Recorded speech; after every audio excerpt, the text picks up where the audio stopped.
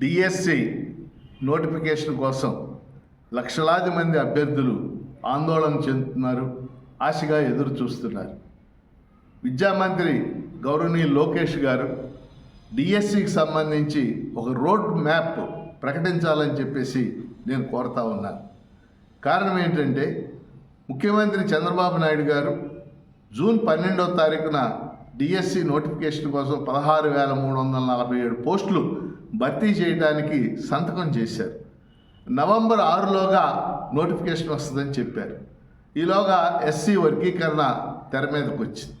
అందువల్ల ఎస్సీ వర్గీకరణ అయిన తర్వాత ఇస్తామన్నారు. ఈరోజు వర్గీకరణ కమిషన్ తన నివేదిక సమర్పించింది. మార్చి చివరి వారంలోగా ఎట్టి పరిస్థితుల్లో డిఎస్సి నోటిఫికేషన్ వస్తుందని లోకేష్ గారు శాసనమండలిలో చెప్పారు. మొన్న చంద్రబాబు నాయుడు గారు ఏప్రిల్లో నోటిఫికేషన్ మొదటి వారంలో ఇస్తాం, జూన్ 12 కల్లా పాఠశాలలు తెరిచేసరికి ఉపాధ్యాయులు, ఎంపికైన ఉపాధ్యాయులు పాఠశాలలో ఉంటారని చెప్పారు.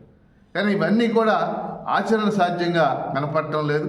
ఎందుకంటే నోటిఫికేషన్ ఇచ్చిన తర్వాత పరీక్షకి కనీసం ఒక 2 నెలల సమయం ఉండాల్సినటువంటి అవసరం ఉంది.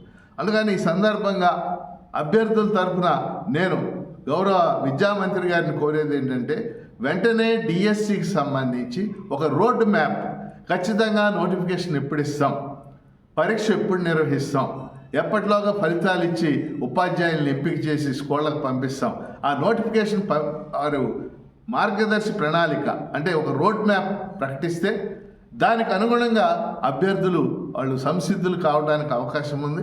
లేకపోతే వాళ్ళు చాలా ఆందోళన చెందుతున్నారు. ఎందుకంటే రకరకాల వార్తలు వస్తున్నాయి, పోస్టులు తగ్గుతాయి అని, ఉపాధ్యాయ పోస్టులు తగినంత సంఖ్యలో లేవని. ఈ ఆందోళనలు తగ్గించాల్సిన బాధ్యత ఈ విద్యామంత్రి గారి మీద ఉంది. వెంటనే వారు రోడ్ మ్యాప్ ప్రకటించాలని నేను కోరుతా ఉన్నాను.